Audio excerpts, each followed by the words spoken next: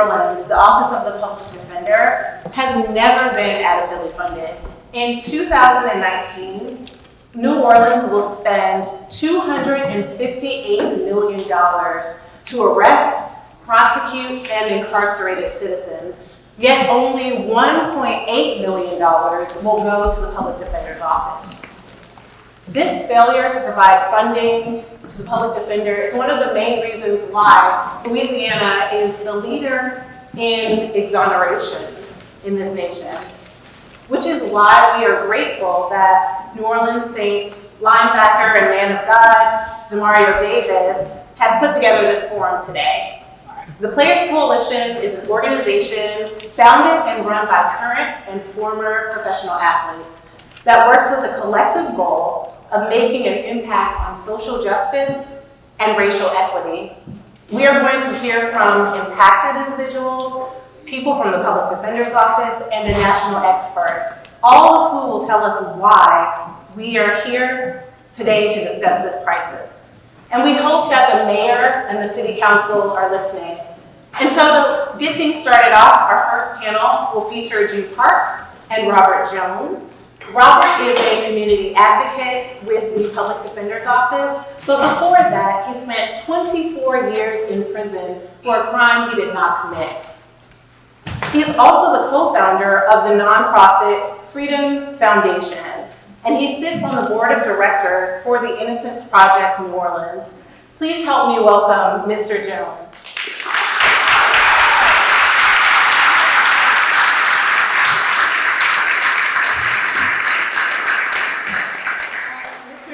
Will be moderated by G. Park, who serves as the Innocent Project's New Orleans Executive Director, and she's done that since June of 2018. Prior to joining IPMO in January of 2017, she was their Senior Attorney for Policy. G has served as the Deputy District Defender of the Orleans Public Defender's Office from 2014 to 2016, and was an attorney there for 8 years prior. Please help me welcome G. Park.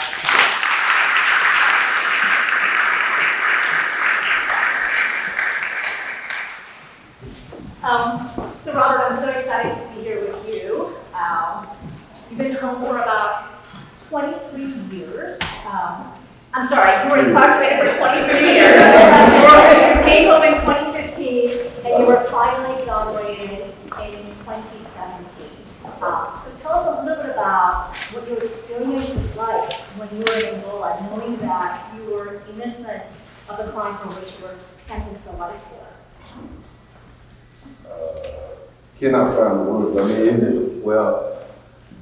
the only words I can really find is in describing that is being totally devastated. There's so many different pieces that goes into that page. Time spent away from your family, time spent away from your community. Being in prison for something that you didn't do it's a horrible thing. So I would just put that in one word, just total devastation. That's all I can say. Absolutely, absolutely. And obviously, misconduct from the district attorney's office played a fairly big role in your case.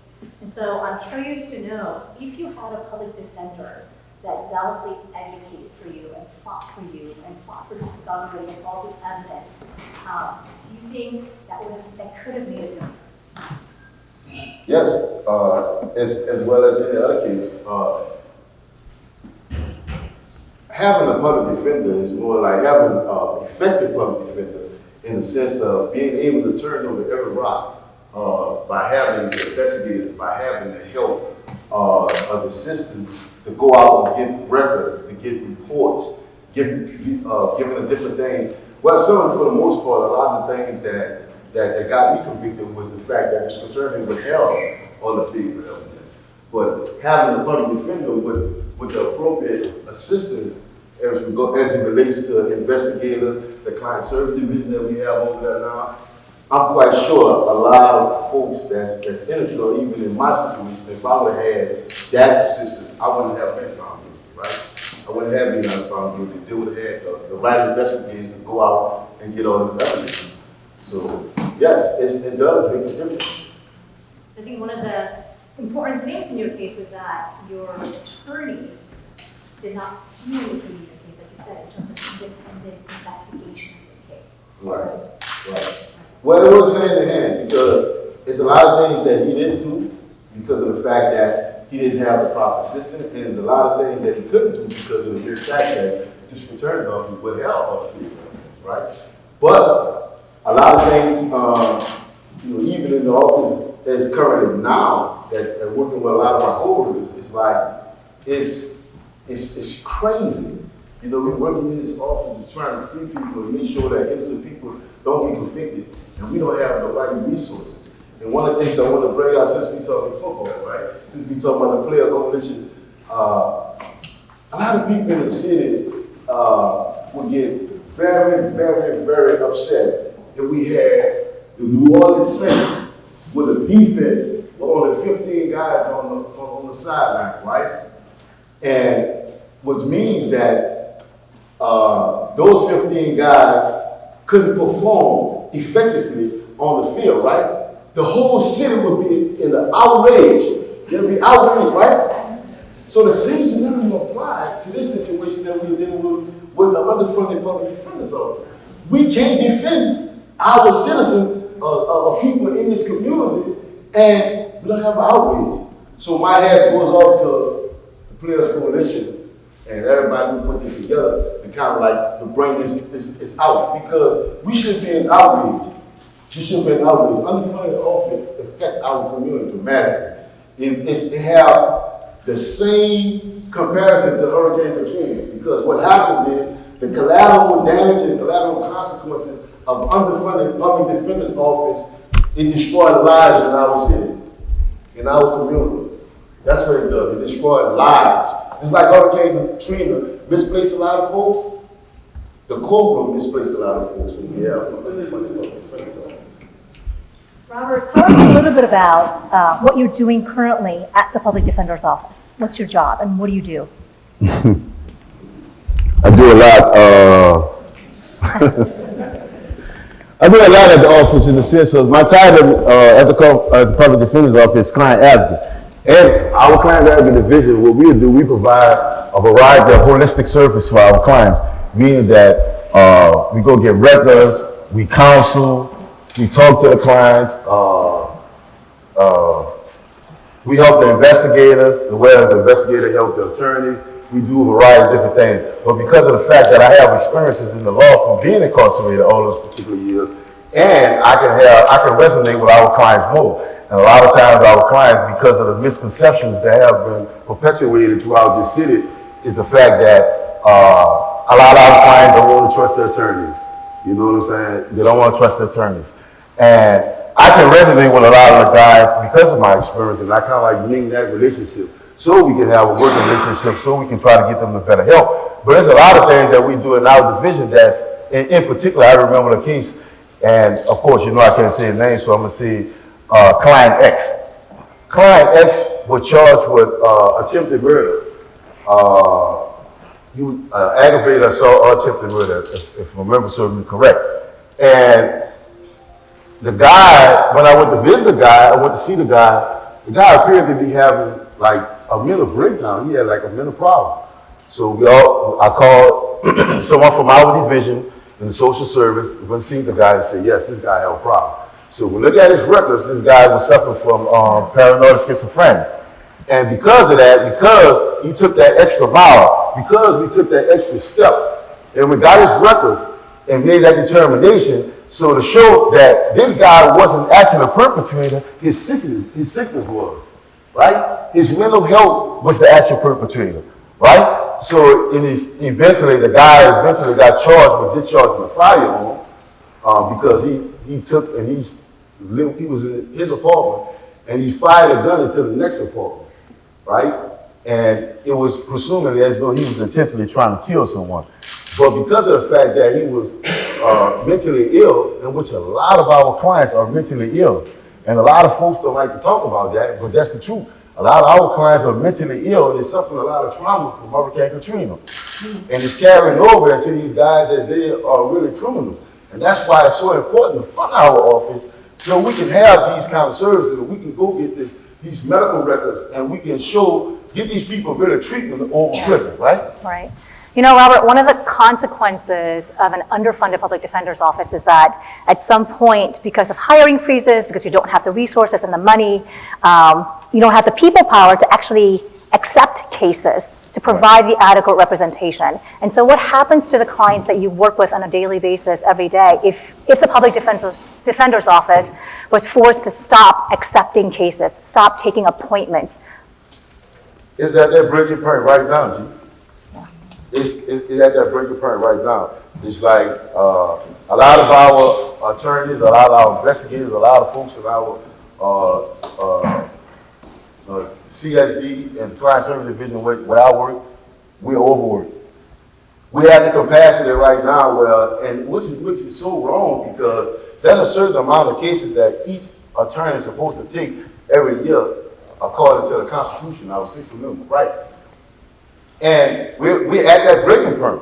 We're at that breaking point. And there's no criteria for how many cases that an investigator can actually take, right? And we're at that point. There's no criteria for how many cases that client service can actually take.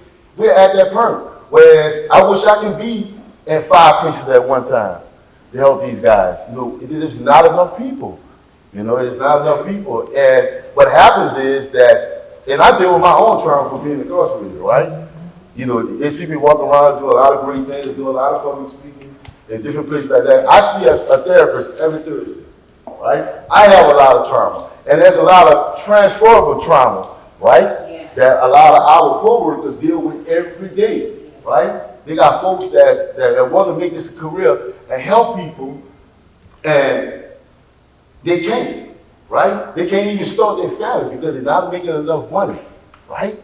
And it's crazy. Some folks just leave the office. You got some folks that stay there and deal with it because nobody else will, you know? So it's a horrible situation. This city should be an outrage. Robert, if you could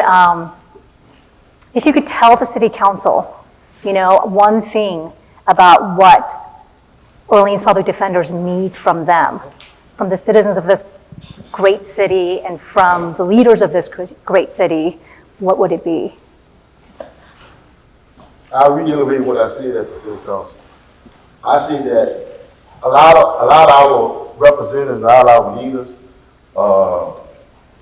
they ran large campaigns on words that they rhetoric, a lot of which I classify as a bunch of rhetoric, right? They say they're going to be very progressive, right? They say they want to be smaller on crime. They say equity and fairness for all New Orleans, right? And I would say that now is the time to stand on those words, right? Now is the time to stand on those words and do exactly what you say you was going to do. That's what I tell the city council and the mayor. And most definitely hope you listen to me. Robert, thank you so much.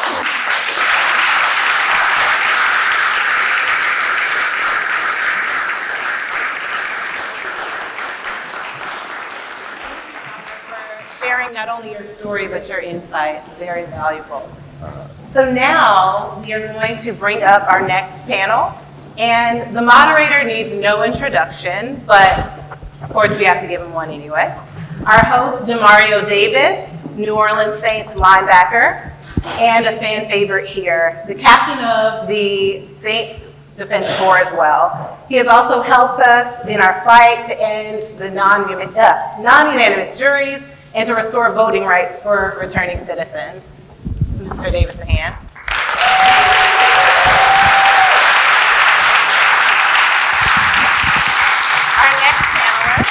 Our next panelist will be Premal Dharia. Premal is the founder of the Defender Impact Initiative, a national initiative focused on strategic engagement with public defenders as part of the larger movement to transform our criminal justice system. Premal.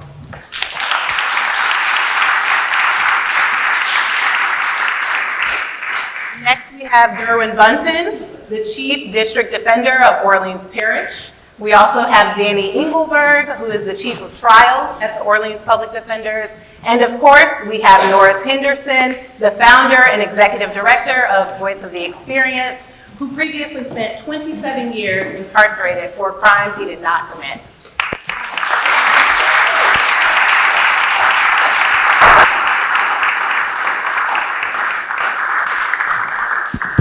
Am I on? Can you hear me? Okay, so first I just want to thank you guys all for being here. It's an amazing event. And I think it's a chance for us to have a huge win here in the near future. In this game of football that I play, that Brother Rob got to mention, what we learned is we don't try to take on a whole season at a time. You just try to take on the game that's in front of you. And so we've had a couple wins here in the past. Well, since I've been here in New Orleans, that I've had an opportunity to be a part of. And here's another one I think is right in front of us. If we can get the mayor and the city council to increase the budget, that's a win that's right here in front of us. And I like that analogy that you used when you talked about it would be equivalent if you looked on the sideline and we only had 15 defenders. And I looked on the other sideline and they had 30 defenders. You know, it would be like, dang, we kind of outmatched because later in the game we ain't gonna be able to make substitutions. But I'll give you another analogy. I went to Arkansas State, which is in Jonesboro, and my first SEC game, we had the opportunity to play Alabama. Alabama beat us 35-0. Why did they beat us 35-0? It's because they can spend millions on their weight program. They can spend millions on their film room. They can spend millions, and they have the coaches who can be paid the high dollars. They can go out and recruit. And they have top-notch facilities so they can go get the 4- and 5-star players. Well, we don't. We only have thousands to spend. And we don't have the same high level of coach. We don't have the same level of facility, so we end up with the 2- and 3-star players. So when it comes to game day, who's going to win? We would have to play our best game. They would have to play their worst game for them to lose. Well, it's the same thing that's happening in the courtroom. When you have a district attorney's office who's making $6.6 million, and the public defenders who's making $1.8. Public defenders have to pay their own rent, have to pay for investigators, their own investigators, pretty much have to work on their own. And then the district attorneys get at the same time rent-free, everything paid for, and then be able to get help from the police department that has a $190 million budget. When you come to game day, when you come in the courtroom, who do you think gonna win the case? But then, we talk about fairness, we talk about equality, we talk about innocence and guilty. So when we talk about ending mass incarceration, that's why I always get excited when we have a clear-cut opportunity to change the system. To move, get a win towards the right direction, to be progressive. And so we have that here today. And I'm honored to be up here with the experts in this field. And that's what we like to do in these situations. Let the experts talk and make sure they're heard and bring light and visibility to it so the people can understand. And that's how we create change. So, can y'all get up here?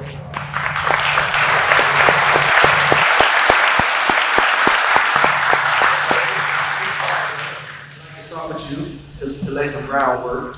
Can you talk to us to exactly what a public defender is and why the public defenders are so important in our criminal justice? Sure, me too. So public defenders work and exist at the front lines of our criminal system. They are the only ones in the courtroom and in the adversarial process that work with and stand beside people who are directly impacted by it, day in and day out.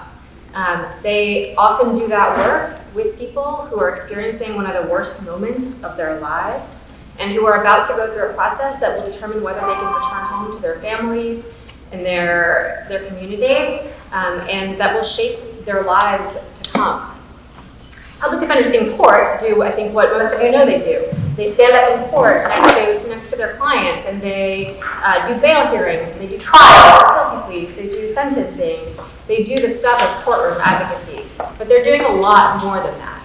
Public defenders do many, many jobs in one job. When they're not in court, they are investigating. They are helping friends and family members navigate and understand the criminal system. They are counseling people They are talking to their clients in jails, in homes, all over the city. They are doing many, many jobs at the same time. Public defenders are, they are, as I said, on the front lines, and they're doing really high stakes work that affects community members, real people in your community, day in and day out, as well as their entire community beyond the clients they serve. Thank you. And another question for you, Ms. Dharia. So what does a well-funded public defender look like? Sure. And I can speak from experience, from personal experience working in public defender offices that had resources, as well as research and reporting that's been done around the country on what other offices and what sort of the standards are for public defense work. A well-funded public defender office is one in which, first and foremost, every single person represented by that office has a lawyer that has the time, space, resources, and support to be able to provide the kind of zealous advocacy that is required, and that person has the support that they need and all of the information they need to be able to make well-informed decisions about their own fates. That is what a well-funded public defender office should be able to provide to its clients. And you all know that the Constitution requires that people who have public defenders are constitutionally entitled to the effective assistance of counsel. So what I've described is really just what the Constitution requires, right? Like I'm not describing anything new or special or that I made up in my head. This is actually what we've agreed as a country and as a community that people who are charged in our system deserve and are entitled to. But a well-funded public defender office can actually do much more than that as well, and that's what we should also be thinking about when we think about what a well-funded public defender office means and should look like.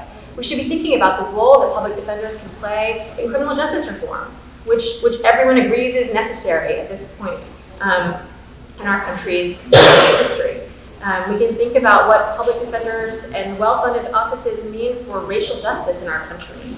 And for other things like financial savings and financial spending for cities and for counties, and what it means to be able to provide the kinds of salaries and benefits that will allow for retention of people in offices, that will allow institutional knowledge to stay in those offices, right? So there is this sort of fundamental level of what's constitutionally required for real people in their cases, and there is so much more than that that is wrapped up into what a properly, adequately funded resource office should look like.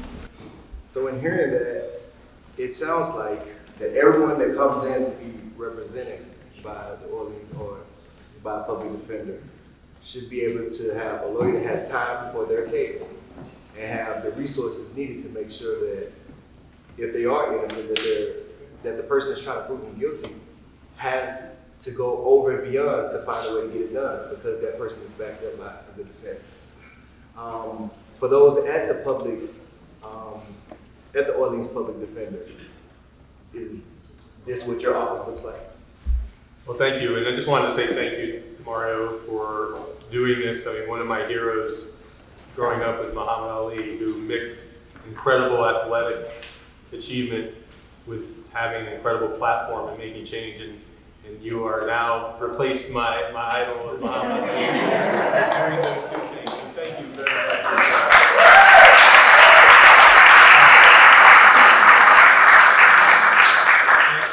And I could say I've been working with the men and women of the Public Defender's Office for over 12 years now. And where we started right after Katrina, when the jail size was over 7,000, to where we are today is incredible. Where we started, there was so little resource for our public defenders that they were not only fighting blindfolded and with two hands behind their back, they didn't have staff to do the critical things they were doing.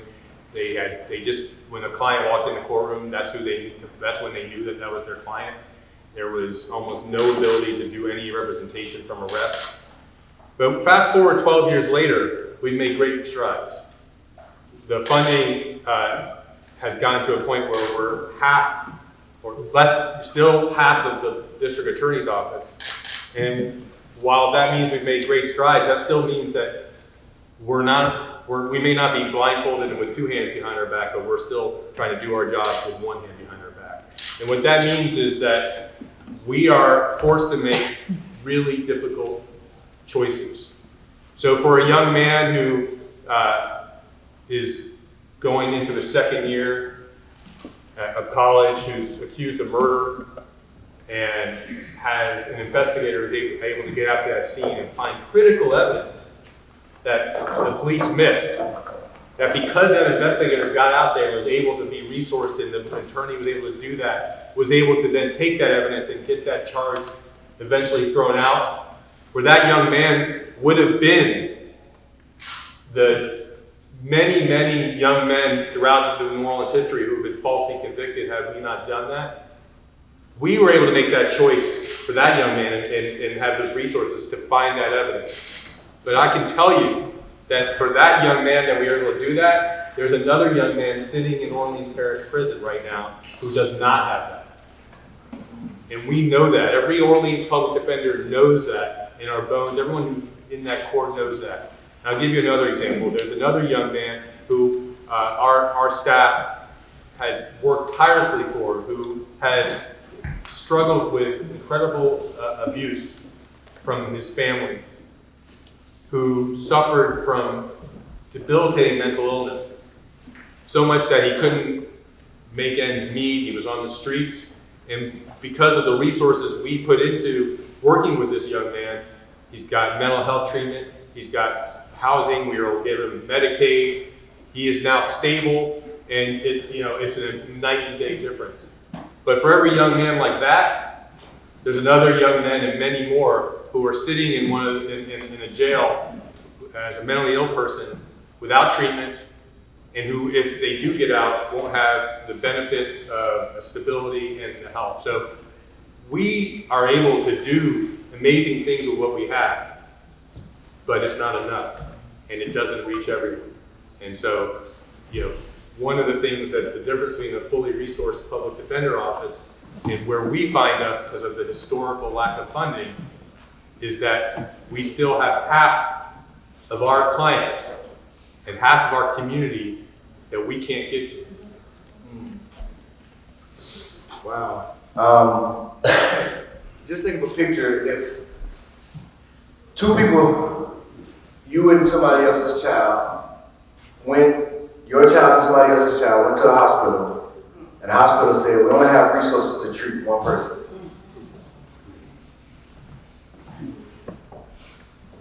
How many of us are going to be like, hey, yeah, you let your child go? Like, that's what we have to make sure we pay attention to. These are people.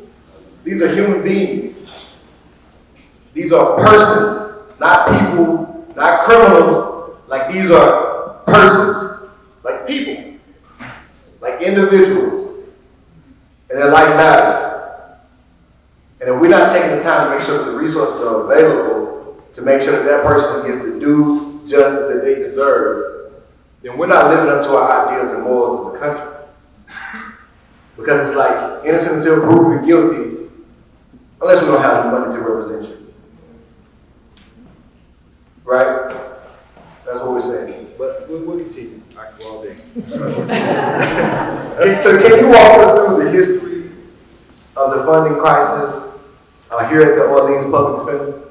Sure, and I'll reiterate from my colleague, thank you for putting this on, and thank you to the Players Coalition. Thank you to everyone who's shown up today. It is an absolute honor to sit here. I'm always honored whenever I get to get this close to Norris. Yeah.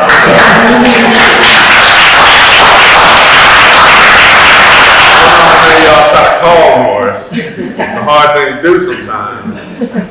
So we've been able to lay hands on them, lay eyes on them. It's a treat. And we've worked together for so many years. I'm so happy to be up here talking about this in this sort of environment.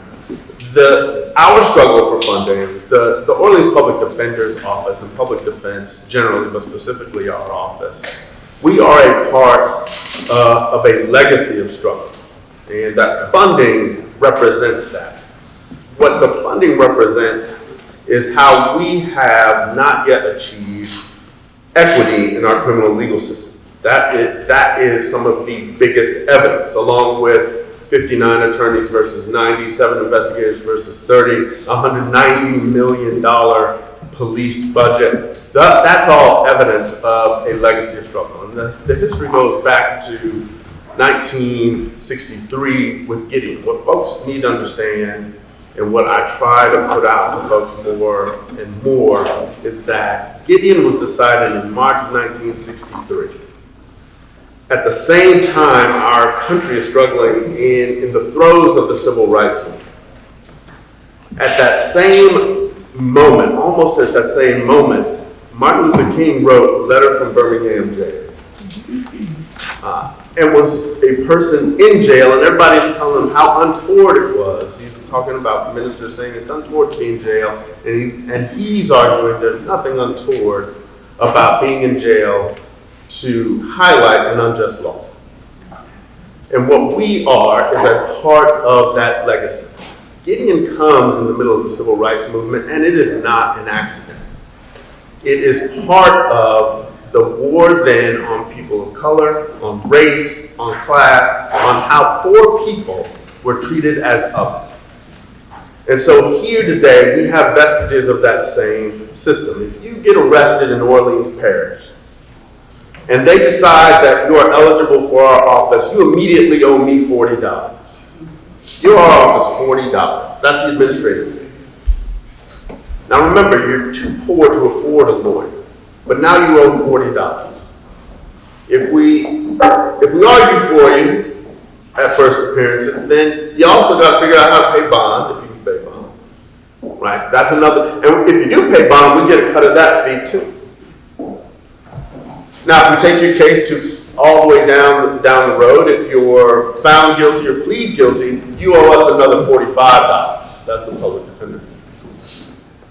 If you are acquitted or found not guilty, you owe us nothing. What that tells community about us, and it's wrong, it's not how we operate, what it tells community about us, we are paid to lose.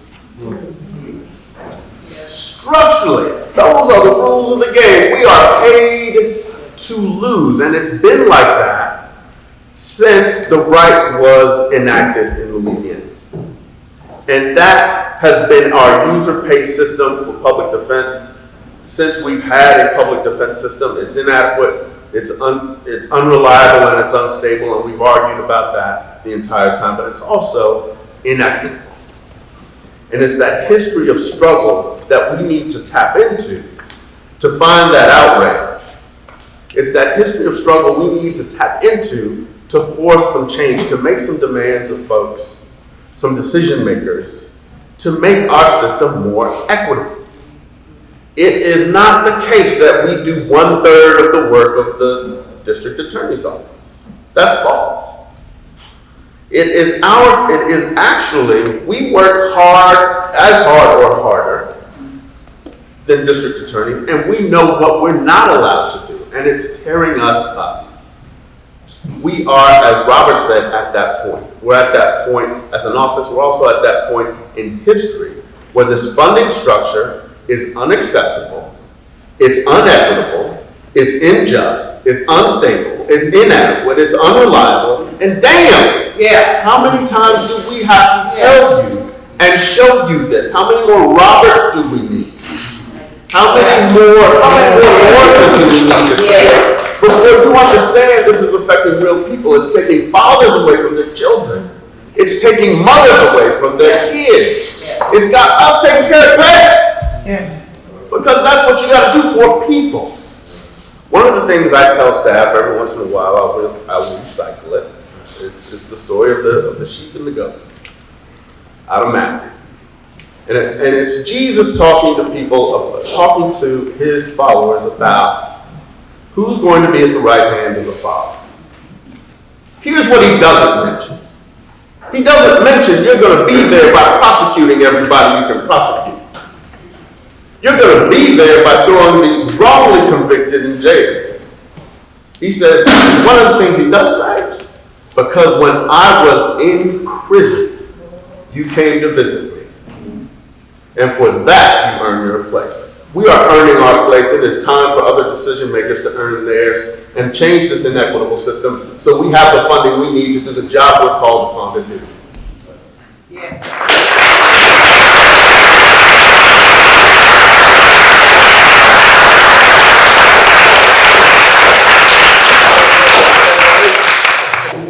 That was good. And especially hitting on that user pay system. When I got to New Orleans and heard about that, man, I was like, but we're gonna go win by win. We're gonna get that too. We're gonna get that too.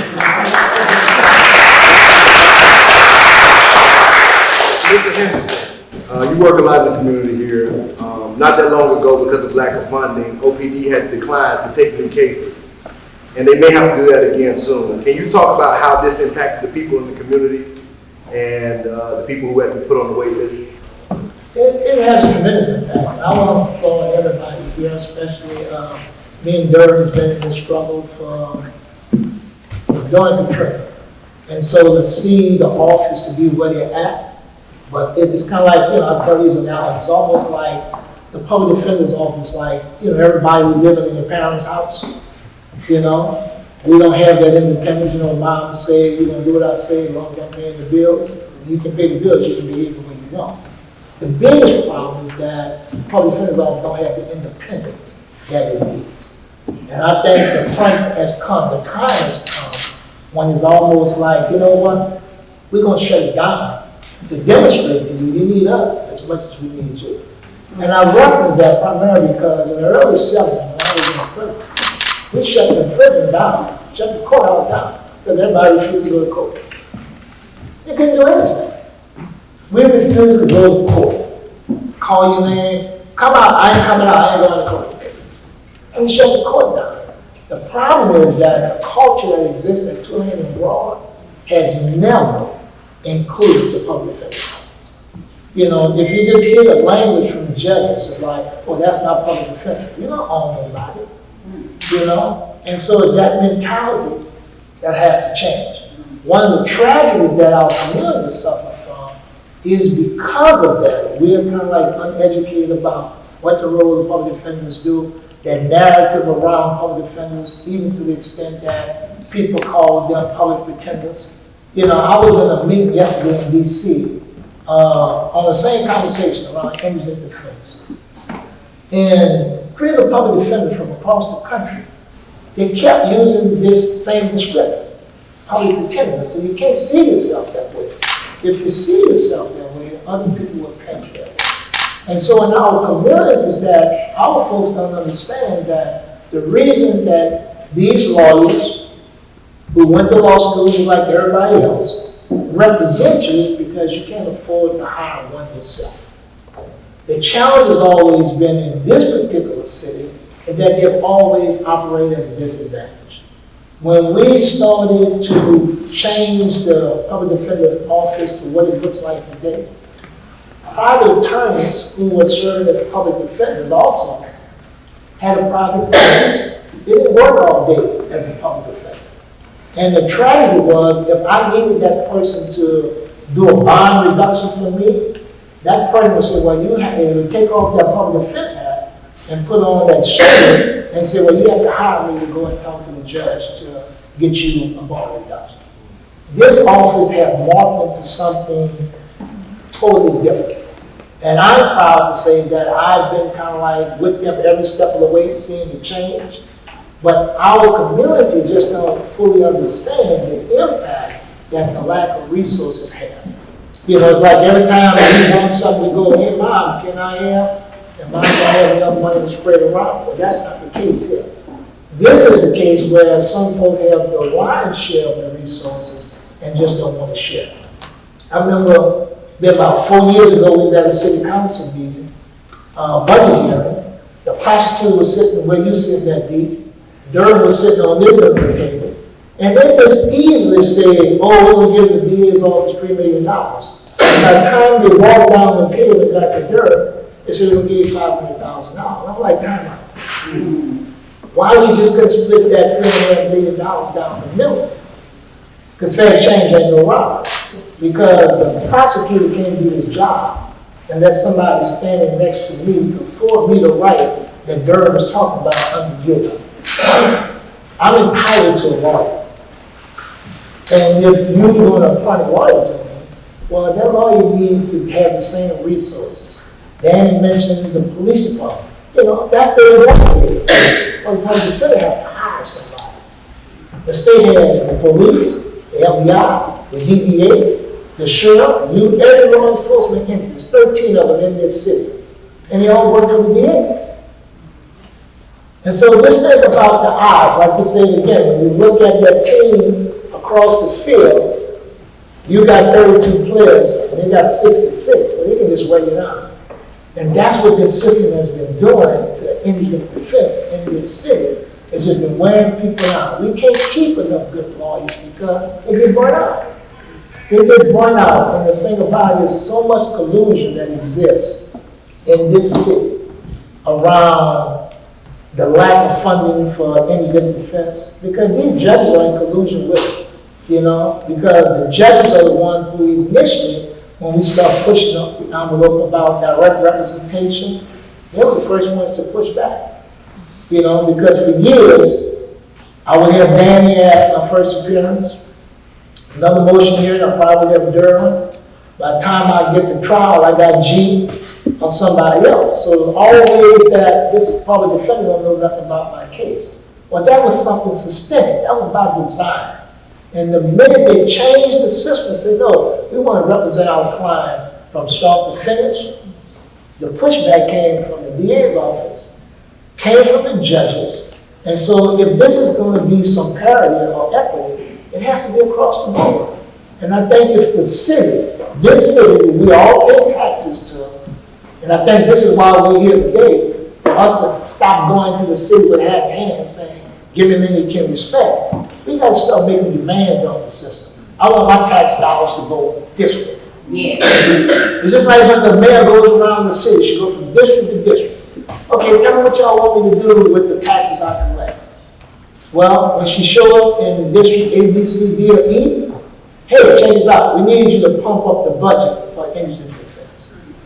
And that has to be a demand. We can't keep making requests on people because people see them just as that, as a request. You know, and I'm going to say the last thing I'm going to stop just to make you laugh. You know, when you're in relationships, male-female relationships, you know, when you're just courting somebody, you're making a request. Hey, you want to go to this place with me? You want to go to this place with me? But when you get married, those requests turn into demands. You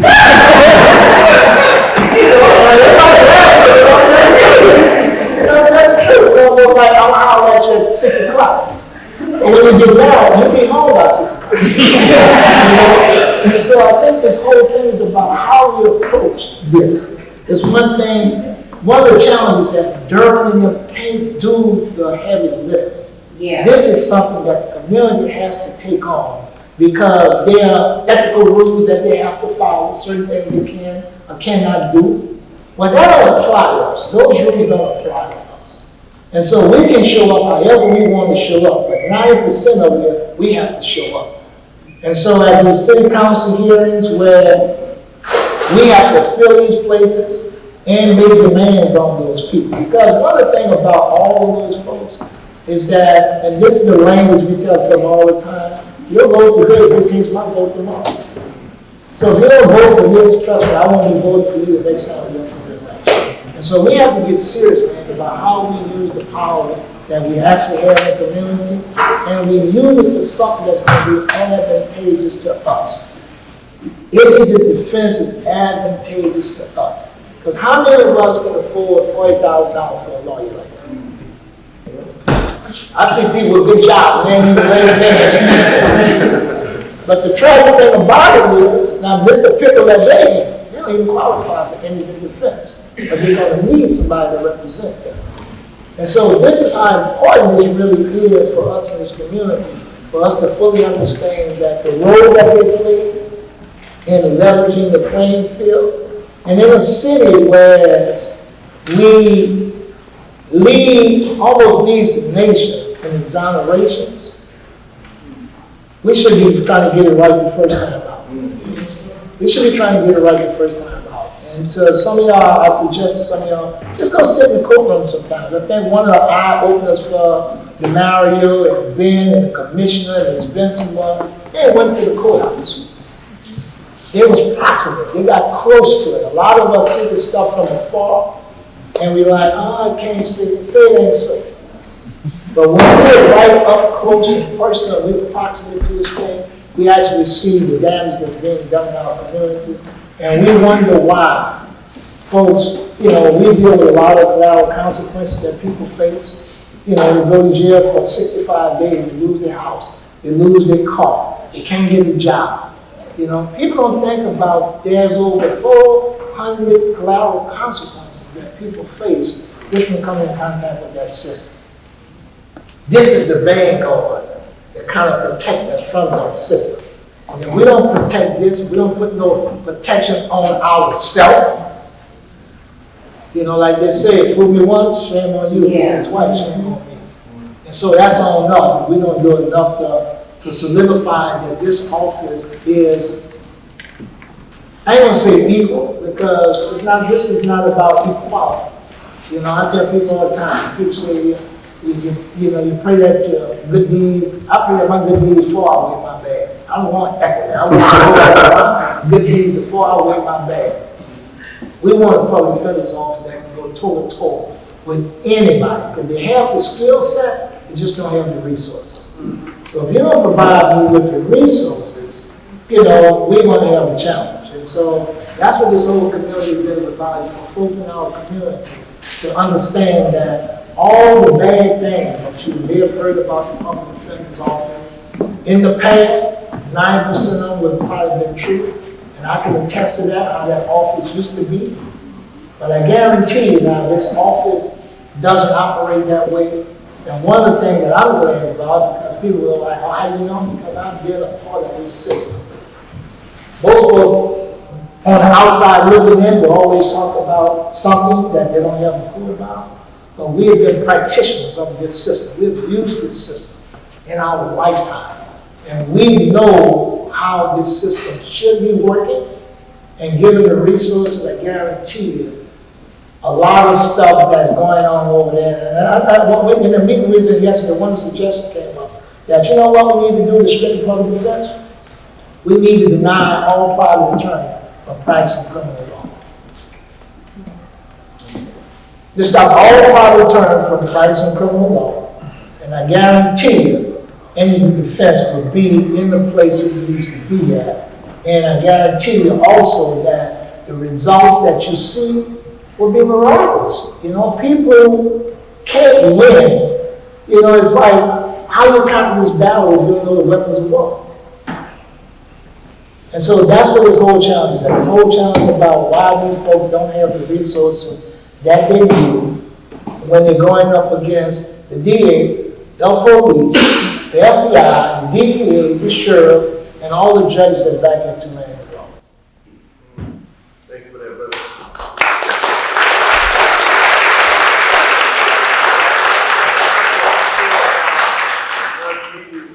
A shift in perspective, and I know I may be preaching to the choir in this room, but overall our community needs a shift in perspective.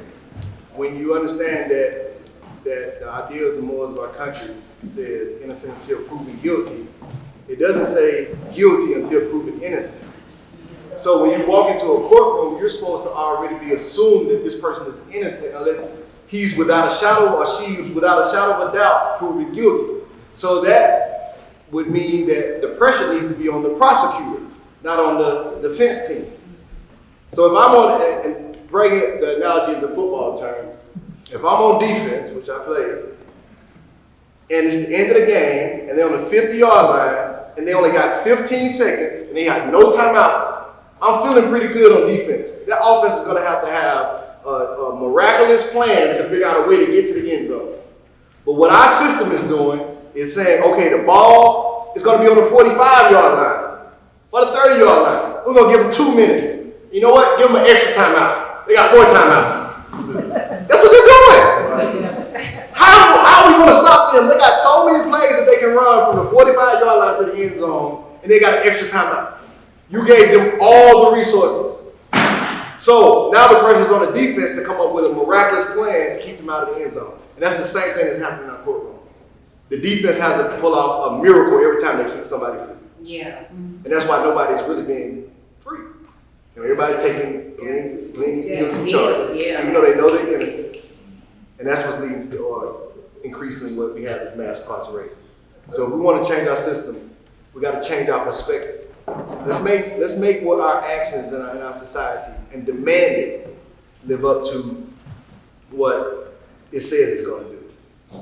We saw community and outrage last year when we didn't get the penalty that we should have gotten. So we know what our community can do when they get outraged. But Brother Henderson, I want to continue stay with you. You went through your own legal process many years ago. Can you describe what you would have wanted your lawyer to do versus what you got? My lawyer done everything they were supposed to do. The system just didn't really fair. And I think to the extent that, and it's kind of like unique in the sense that when I look back at my case set the precedent for a lot of case law. My case was the first case in the state that challenged jury instructions. My case was the first case that challenged a dying declaration and literally won in the Supreme Court. And so when you look at all these things, it wasn't the fault of the lawyer because I had a zealous lawyer who was a public defender, but he fought and he was a stickler for the rules. And so it was like, it's not, this ain't about what's right, this is about what's right, and y'all not playing fair. And so when you look at it that way, that I had the advantage of having somebody who had skills and wasn't afraid to push the envelope on every instant. And so looking back in hindsight, because I became a jailhouse lawyer, so then I got an opportunity to look at thousands of cases of other people and seeing missteps. And the missteps primarily because they just didn't have resources. Where they didn't have an investigator to go in and investigate somewhere. We were able to inside call somebody on the phone and say, hey, I need you to go and take some pictures of this particular area, and we can use this as an exhibit inside of the brief. And so it wasn't the fact that there wasn't, in my case, wasn't good lawyering. It was good lawyering that allowed me, many moons later, to be in the position I was in. Because when the other tragedy was, when I went to prison, police reports and DA found wasn't public records. And so we never knew what we were in jail for, really. Police picked us up, we went to jail. It wasn't until 1986 that police reports and DA found became public record when people started getting. And then, lo and behold, I get mine, lo and behold, I paid for the victim identified, somebody was already in prison. But then it took me, that was 86, it took me to 1990 to get a new trial grant. It took me 2003 to get out of prison. And so the system, kind of like the way it operates, it wasn't the lawyer, but the lawyer had done what they were supposed to do. They preserved a immaculate record for me to do something with moving forward. I was blessed in a sense to acquire skills to allow me to do the work I needed to do. But that's not always the case. So I'm kind of like an anomaly in a sense of what happens. But there's thousands, literally thousands of other folks who don't have that critical eye looking at the case. Just look at what we were able to do with the United Jury Verdict. That impact. How many situations that came back like that, and now the only excuse that the system has is that we may have to retry thousands of cases. But again, it's not about who's right or what's right. But they're worried about who? They're worried about protecting the legacy of a conviction, or as opposed to humanizing folks. And I was kind of like just taken aback last week when I saw GM at Elton Brooks out of prison. This guy was in the down and stepped across from me. And the fact that the DA pushed this thing to not release this guy, to force this guy to plead guilty because he wanted to come home after 40-something weeks. And so that's what we have to look at aside from the lawyers going to do so much from the facts come the law. But this system has to play fair in the sense of how they address these particular issues. And when we talking about, you was mentioning again that you may be preaching to the choir, maybe, but even the choir needs to be singing in harmony. Because our mindset about this particular office is like night and day from people who actually know to people who don't know. They will still have people, if you walk out this door and say, what y'all in there doing? Oh, we was talking about Indian film. Oh, they do that. That would be their first mind. That's the condition. And so when we talk about singing in the choir, we have to be singing in harmony because we can't have somebody hitting the A that should be hitting the B. And, kind of like destroying us all. But this is what this thing is all about. It's about how we systemically put this office in a position that it needs to be in. It needs that independence. And independence comes from having resources. And it goes back to that first thing when you're in a parent's house and you say, I want to do this. No, you're going to turn that TV off because you don't pay the light bill. But when you're in a position to pay the light bill, you get the TV off. This question is for the panel. What connection is there between better funding public defenders and ending mass incarceration? Well, I'll start first and jump in. I think that when you look in New Orleans in particular, I'll just point to us. One of the things that did happen in New Orleans is we engaged in a process to downsize our jail. And one of the folks in front of that again was Norris and other community organizations. Orleans Parish Prison Reform Coalition was big in that. And post-Katrina, pre-Katrina we had room for 7,000 people. Post-Katrina, the jail was devastated. And I went to a presentation where the sheriff wanted a 6,000 bed jail and thought he was being progressive. At that time, it was a jail bed for every 60 citizens. One jail bed for every 60 people in New Orleans. And we were like, man, that's a big jail. We still think that's a big jail. And community jumped up and said, you know what? That is a big jail. We'll let you have 1,438. That's what you can have.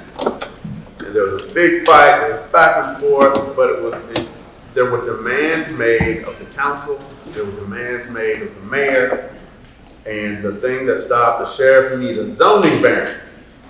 And he wasn't gonna get it unless he promised 1,438. That jail holds 1,438 people.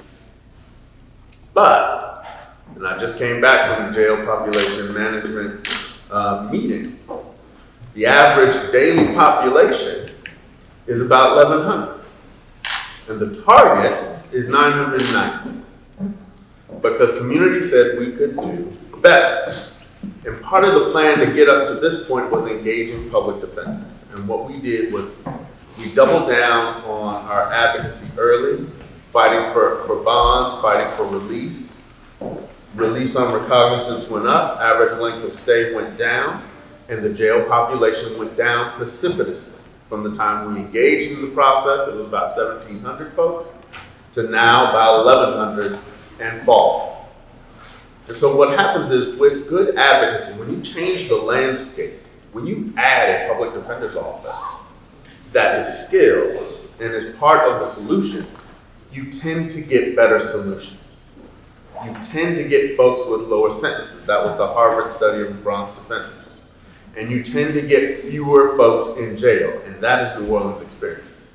And so when you engage public defenders as fighting on behalf of clients, fighting on behalf of our communities affected, you get better outcomes. It is one of the, if not the best investment decision makers can make in criminal legal system reform. That's certainly what we've seen in New Orleans.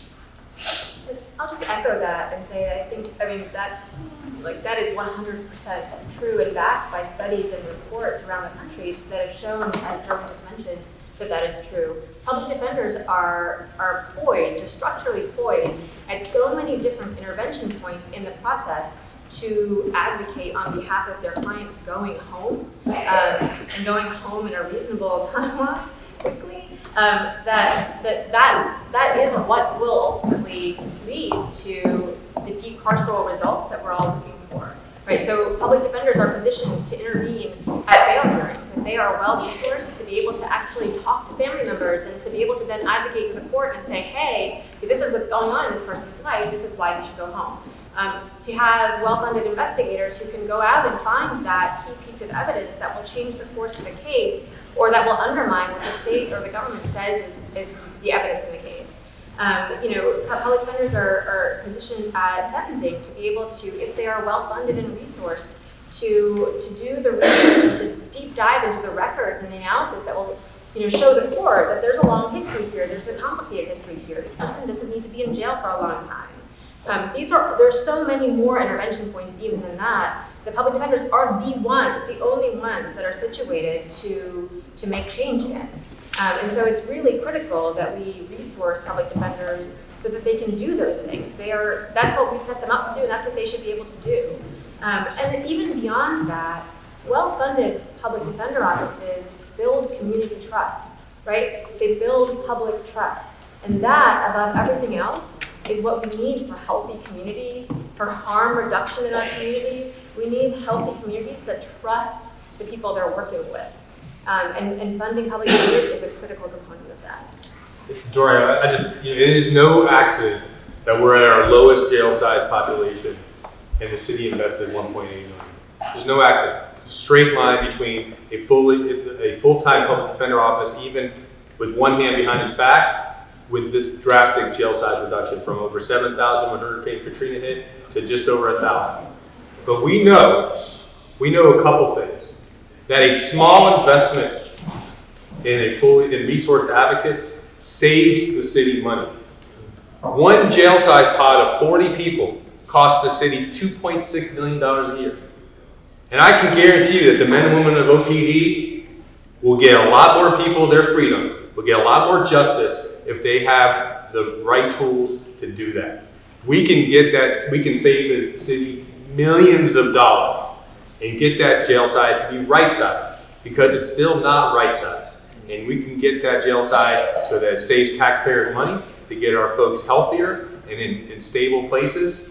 And just doing what we do every day in, day out, and the blood, sweat, and tears everyone pours in. The folks are working 60, 70-hour weeks just to do what we do now. Imagine what we could do if we had a fighting chance. You spoke, thank you for that. You spoke a little bit about community trust. Maybe you guys can speak a little bit about how underfunding perpetuates structural racism and inequity that are inherent in the city. There's racism in the city?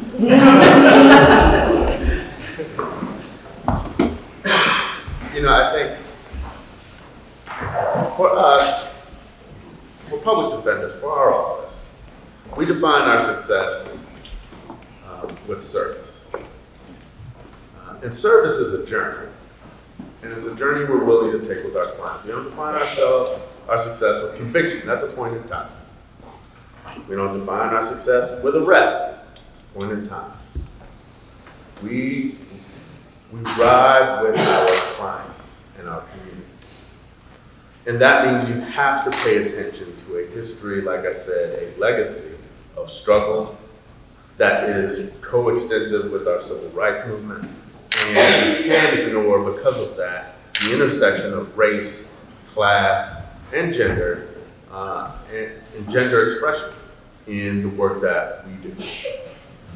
And I think it is no accident that because we stand with folks who are largely poor, who are largely folks of color, that decision makers, because of structural racism and inequities, feel that it can get away with not providing support. Those folks ain't gonna rise up and do nothing no way, right? We don't need to worry about that. Right?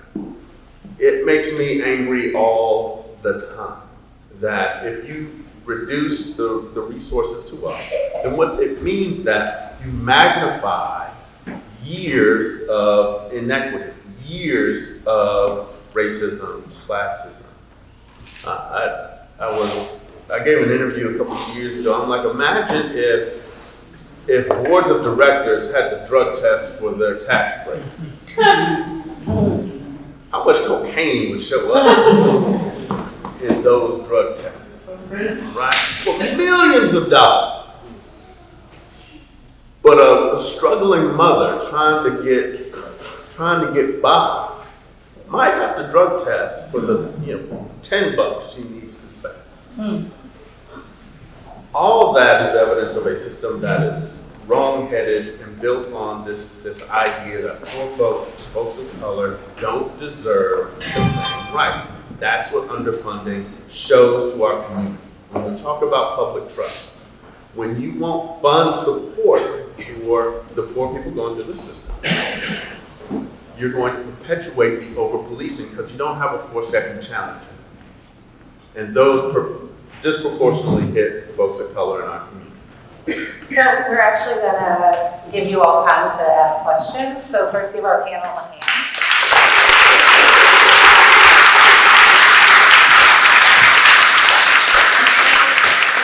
Question and answer. So you can ask any questions to the panelists and also Robert. And so I see a hand in the back. We'll start with you.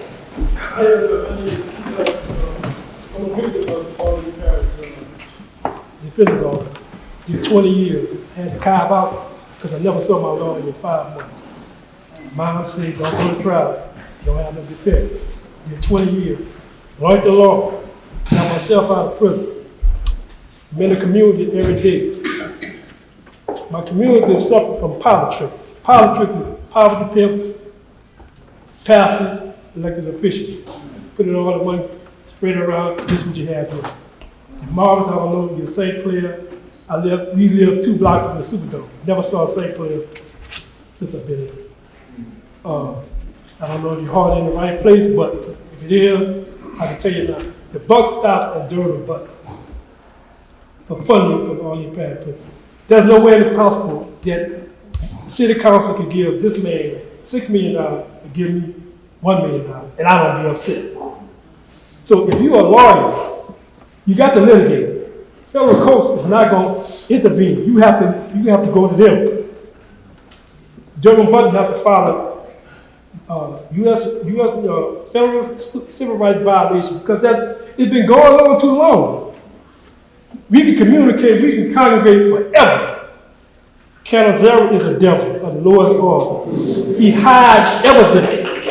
The only way you're going to stop that is resources right. But Derwyn Bunton got to go. If Norris Henderson can change the vote, I would follow Norris Henderson to Baton Rouge to get funding. It's not on you to put your money up. The state's supposed to do that. That's their constitutional rights. But if you don't file a suit, they're not going to say nothing. So I'm letting everybody know we in here and it's all for show. It's all for show. I don't know if your heart in the right place. I've been in the street for a long time.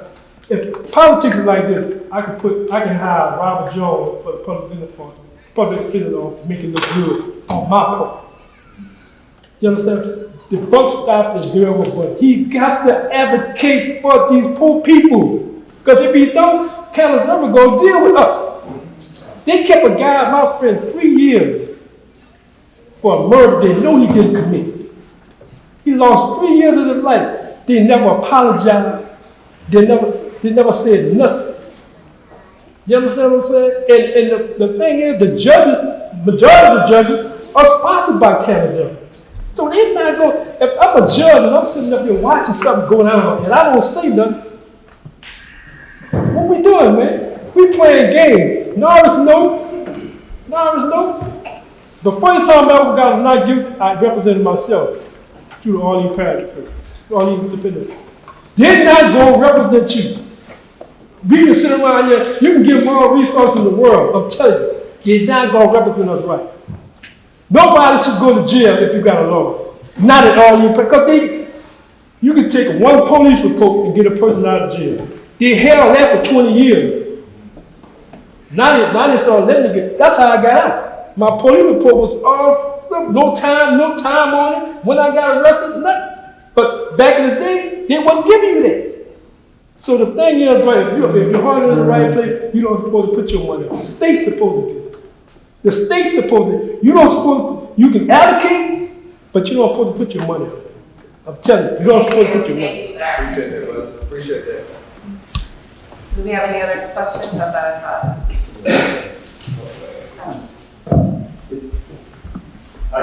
Just along those lines with lawsuits, in child protective services for states, they're oftentimes woefully underfunded. And working with some of the most vulnerable kids and families in our communities, right? But they're supposed to be state-supported, publicly supported, locally supported in many cases, and almost every time major change happens with states and child protection, it's because of a lawsuit, because something bad happens to a kid that could have been prevented if the state was if the public sector was adequately resourced in order to meet those kids and families' needs. So I agree with you 100%. It seems like litigation is needed.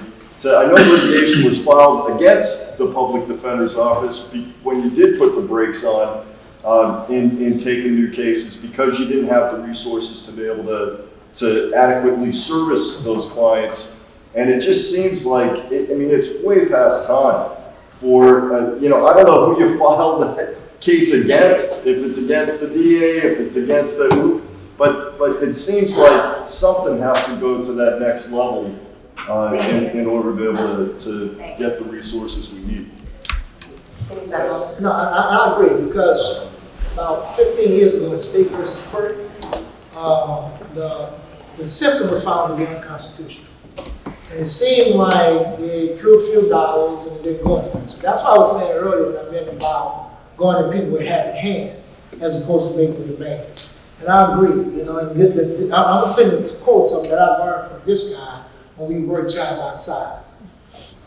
It has to be revenue generating litigation. We have to sue these people. This is a state created impediment. I'm entitled to counsel, adequate counsel. And although the Supreme Court is kind of like different about what that looks like, but I have to have somebody to represent me that have all the tools available to him to do the work, to do the job that I need done. And so I agree. But we have people like, and this is one of the things I say about the independence. And what people don't understand is that because this is a state entity in and of itself, they can't sue. Somebody outside has to sue on their behalf. We've been fortunate enough to have City Code with Alex and them filing litigation on behalf of the city. They've sued the courthouse, they've sued the magistrates and our bonds, and they're constantly in litigation around stuff. But that's what is going to change. And is it right that this day won't change until there's a demand in front of them?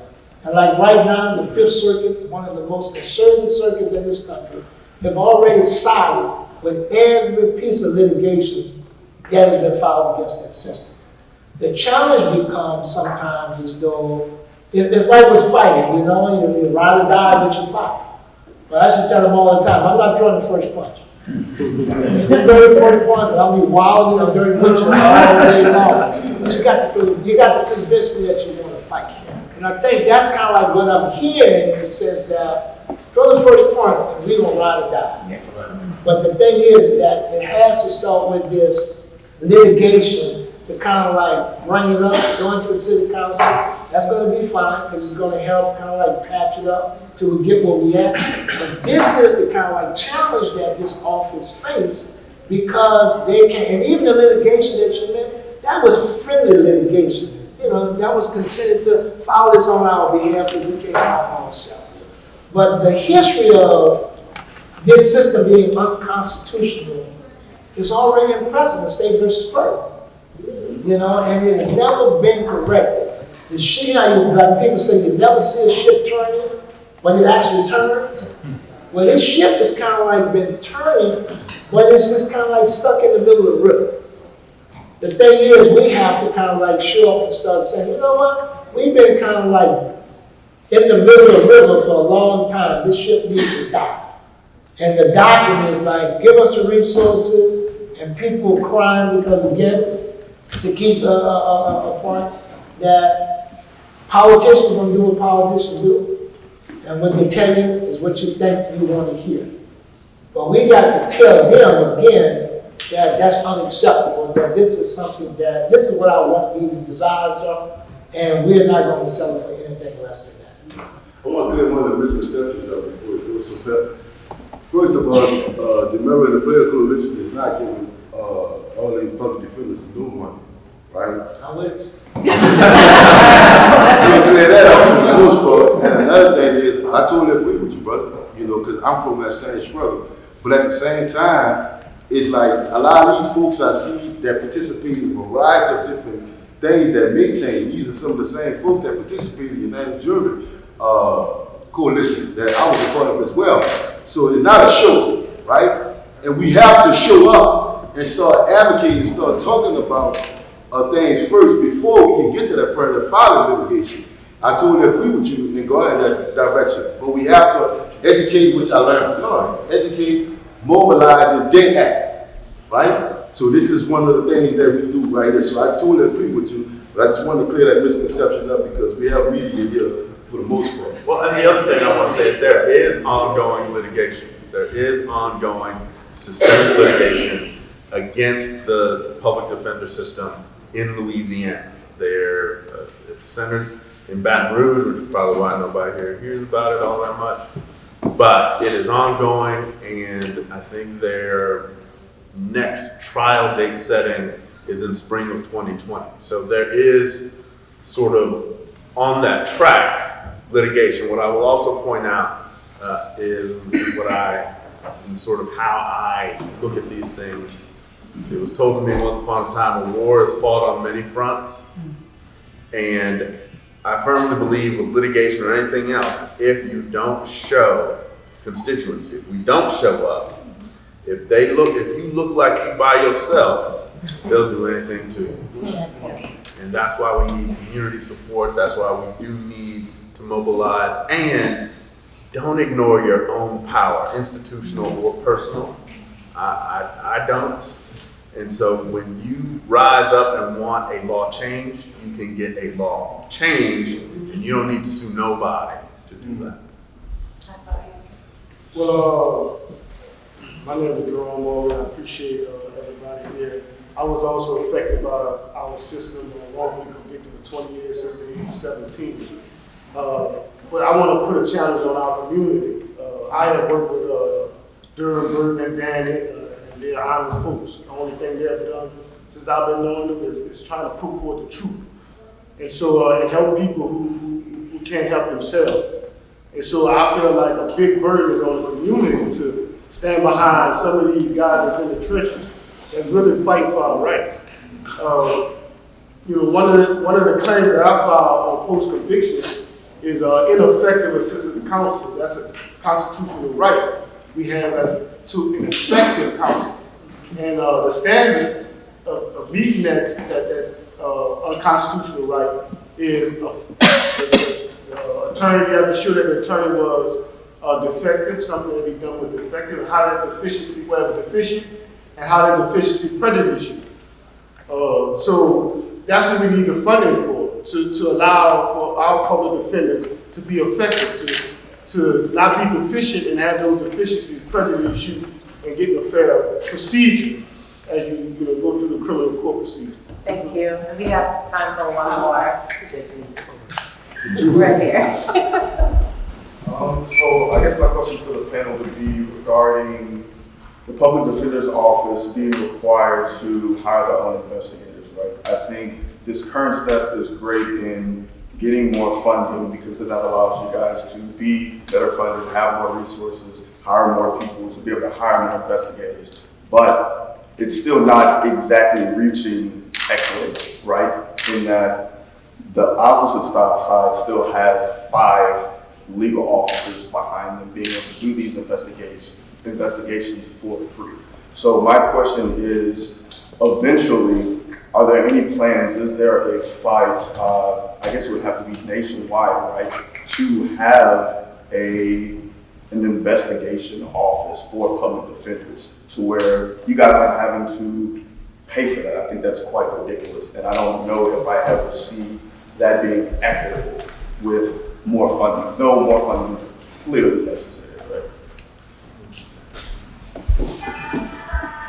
I think that's a great idea. I can tell you that, Demario, you talked about the miracle of being the underdog and pulling things out, but our men and women at OPD, given our meager resources, pull out lots of miracles just through hard work and determination. And we feel this every day.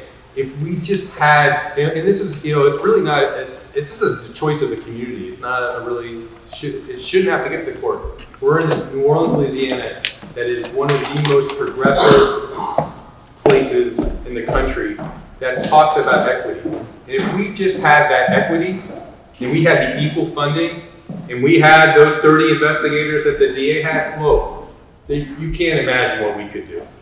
And so I think it's a great idea to actually talk about even broader equity to the millions of dollars to the other investigative agencies, but even just getting to equity with the DA's office would get, is such an important first step. So thank you. So we will give Demario the last word to wrap us up. I think they were in a question. Thank you, Demario.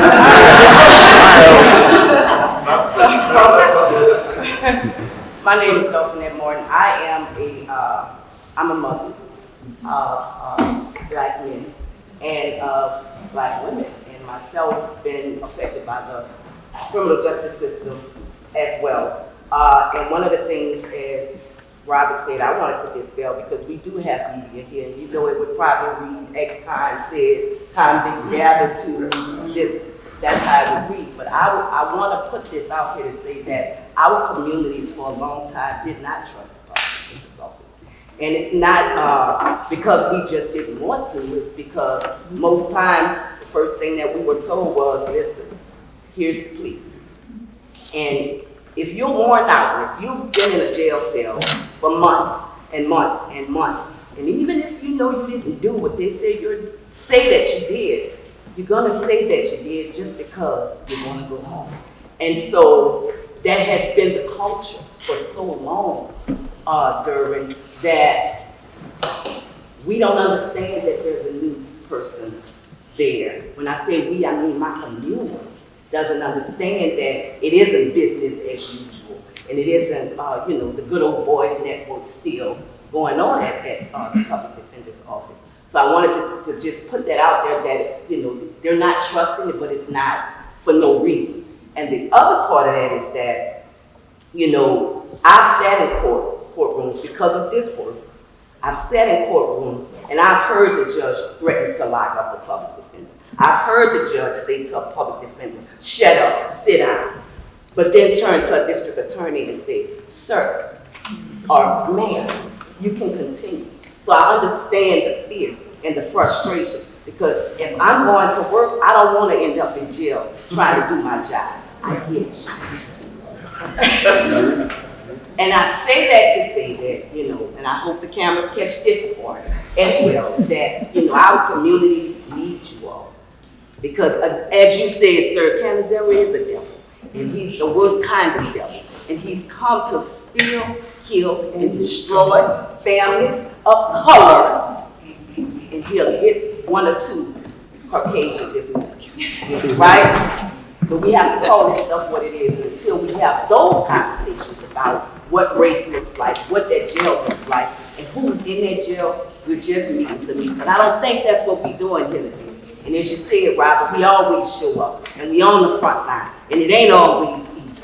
And we go home, and we don't sleep at night, because this is some heavy stuff we're dealing with. But it's not work, it's a way of life, because it affects us every day. Even when the camera's not watching.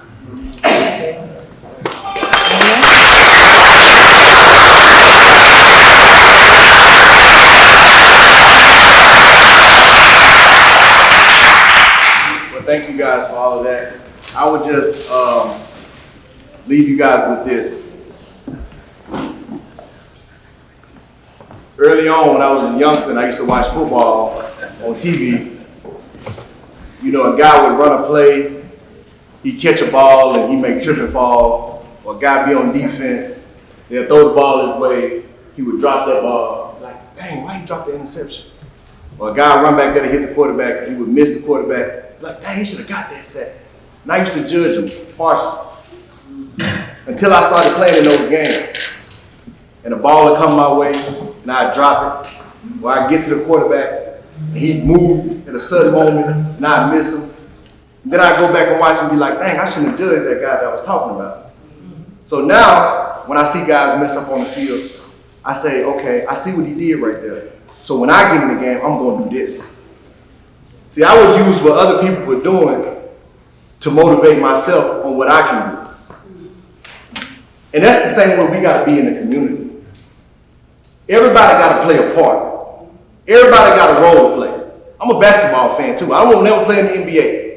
But if I watch LeBron take a misstep, when I go to my little local gym, I'm going to do this. I didn't like what he did. Well, I like that move he did. I'm going to add that to my game. And my game won't be seen in the NBA Finals. It'll be over in my little rec center. But when I score my man, he'll know I scored on him. And I know I did that move. Because we all got but it's funny, but we all got a part to play. And if we gonna fix this country, if we gonna fix this city, if we gonna fix this state, it's just like a room, it's just like a house. If 10 people live in the house, who's responsible for cleaning it up? All 10 people. We can't say, it's your job to do this, your job to do this. We all got a role to play. We all got a part to play. Based on our resources, based on what we located, based on who around us, we all got a role to play. And we're gonna keep showing up. We're going to keep being on the front line until we get the change that we need. We're going to keep showing up. We're going to keep doing the work until we get the change that we need. So I thank all you guys for being here today. I think it's been a tremendous event. Thank the experts. Again, can y'all give them a round of applause?